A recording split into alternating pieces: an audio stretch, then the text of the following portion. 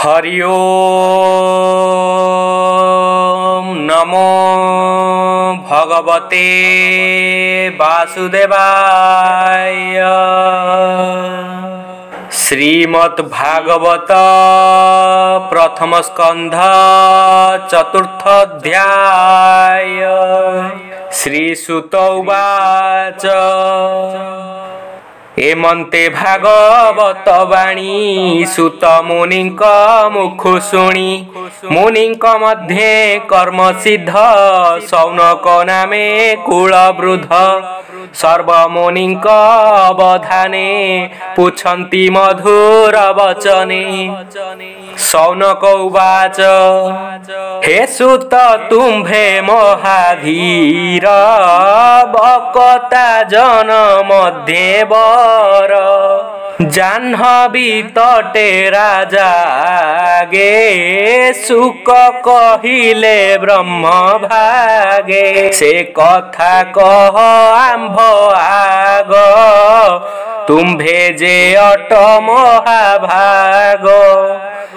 ए भागवत शास्त्र केबे व्यास रचिले केउ जुगे काहार बोले काहीं बसी की भावे की हेतु उदेसी सुक जे ताहांक कुमार समदरसी सत्य सार एकांत मती रात्र दिने कृष्ण महिमार प्रसन्ने निर्माया मूढ़ता प्रतीति लक्षण पारे केही गति जाहार आगमन काले देव कामिनी थिले जले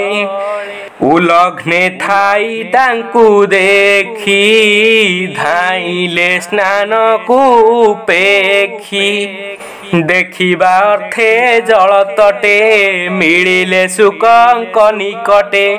व्यासंकु तांक पछे चाही जले पशिले बेगे जाई स्वभावे सिद्ध से युवती जानती सर्व प्राणी गति एमंते कन्या गणे चाही व्यास कहंती खेद पाई देखी कन्याक मूढ़ मत चंचल व्यासंकर चित पुणी क्षण के पाई शांति कन्याकु चाही पचारंती अइल मोर पुत्र चाही किंपा पशिल जले जाई एकिस तुम्भ रवे भार एसुक मोहर कुमर तरुण वयस एहार ए वृद्ध शरीर मोहर व्यास वचने नारी गणे तक्षणे नमिले चरणे कहंती व्यास मुख चाही संसार तार हृदय नाही स्त्री पुरुष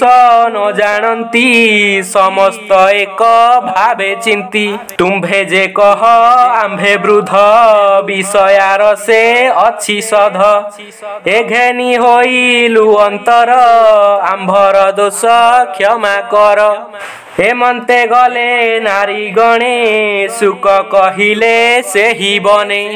सौनक उवाच से सुक मुनि किस कार्ये प्रवेश कले कुरु राज्ये उन्मत्त जड़ रूप बही ताहांकु केही न जानई केमंते परीक्षित तुले मिलिले जाह्नवीर कूले तही अनेक मुनि मध्ये ए भागवतर संवादे प्रजांक घरे सायंकाले जे नित्य भिक्षा अबा मिले गोदह मात्रे द्वारे रही गृहिंकु तीर्थ फल देई भोमुनि परीक्षित मेले मिलिले पूर्व पुण्य फले से भागवत परीक्षित स्वभावे अभिमन्यु सुत ताहार जन्म कर्म जेते कहिब आंभर अग्रते अद्भुत ପ୍ରାୟ ଅଛୁ ମଣି ଏବେ ତରିବୁ ଏହା ଶୁଣି ସେ ସର୍ବରାଜାଙ୍କ ଶିଖର ପାଣ୍ଡବ ବଂଶେ କୀର୍ତ୍ତିକର ରାଜ୍ୟ ସମ୍ପଦ ଛାଡ଼ି ଦୂରେ କିମ୍ପା ରହିଲେ ଗଙ୍ଗା ତୀରେ ଶତ୍ରୁ ରାଜାଏ ଯାର ପାଦ ନମନ୍ତି ଦେଇଣ ସମ୍ପଦ ଯୁବା ବୟସେ ନରପତି ତେଜିଣ ଅଚଳ ବିଭୂତି ଯେହୁ ଶରୀର ଏ ସଂସାରେ ବହଇ ପର ଉପକାରେ ହରିଚରଣ ଚିନ୍ତେ ଚିତେ ଯେ ରାଜା ନିତ୍ୟ ଜନହିତେ ସେ କିମ୍ପା ତେଜିଲା ଜୀବନ ଗୃହେ ଉପେକ୍ଷୀ ଧନ ଜନ କହ କାରଣ କିବା ଅର୍ଥେ ସଂଶୟ ଛାଡ଼ ଯେ ମନ୍ତେ ତୁମ୍ଭେ ସକଳ ବିଦ୍ୟା ପାର କହ ସଂଶୟ ଯାଉ ଦୂର ଏମନ୍ତେ ସୌନକ ବଚନେ ସକଳ ମୁନି ଅନୁମାନେ ସୁତ ଉବାଚ କହନ୍ତି ସୁତ ବ୍ରହ୍ମ ଋଷି ମୁନିଙ୍କୁ ପ୍ରସନ୍ନେ ପ୍ରଶଂସି ଶୁଣ ସକଳ ମୁନି ଜନ କୃଷ୍ଣର ଚରିତ ବିଧାନ ଦ୍ୱିତୀୟ ଯୁଗ ଭୋଗ ଅନ୍ତେ ଦ୍ୱାପର ଯୁଗ ଉପଗତେ ବିଷ୍ଣୁର ଅଂଶେ ବ୍ୟାସ ମୁନି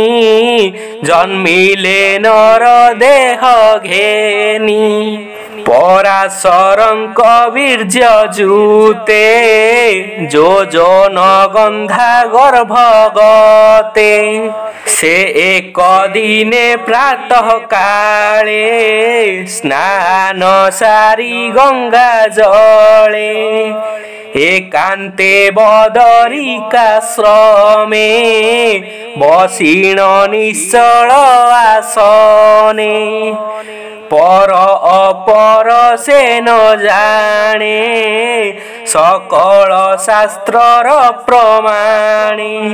जे काल पुरुषर बळे जुगे उड़ंती अंतराळे ताहा को न देखंती केही ब्रह्मांड मध्य देह बही प्राणी कबल नित्य हरे जुग स्वभाव अनुसारे कली आगमे प्राणीकर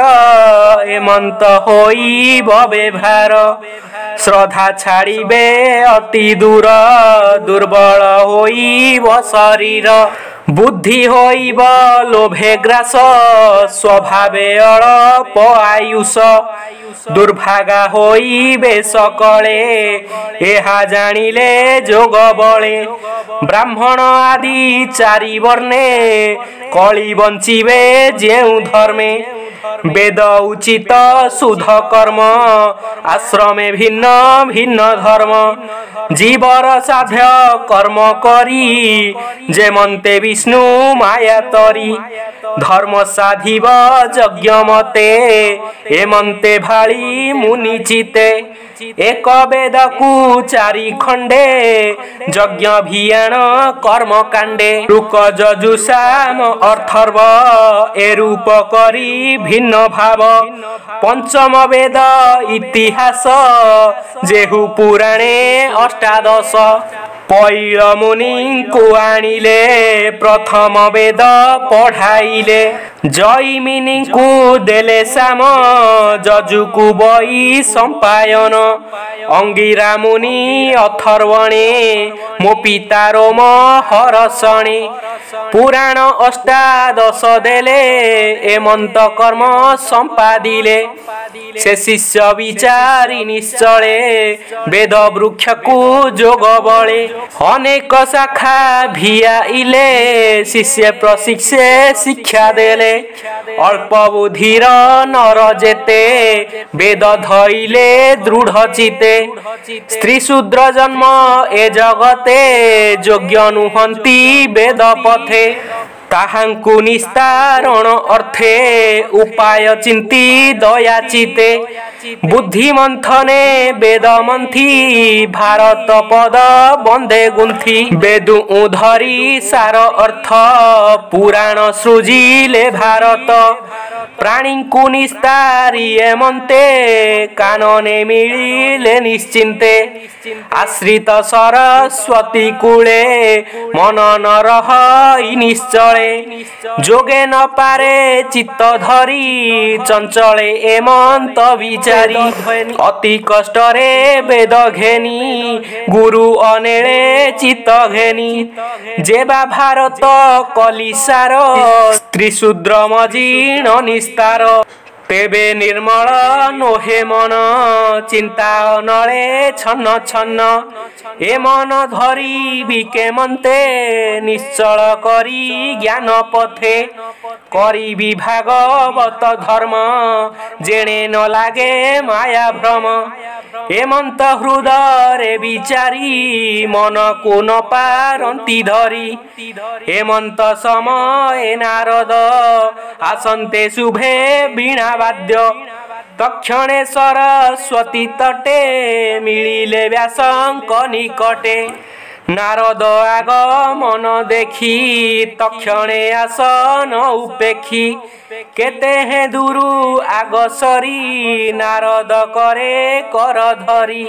बसाई उत्तम आसने पूजिले अतिथि विधाने से व्यास नारदर पादे सुजने प्रणम आनंदे जहा चिंतिले पापनाश नमई जगन्नाथ दास इति श्रीमद्भागवते महापुराणे पारमहंसाय संहितायां 82 प्रथम स्कंदे नारदगमनं नाम चतुर्थोऽध्यायः। ओम नमो भगवते वासुदेवाय।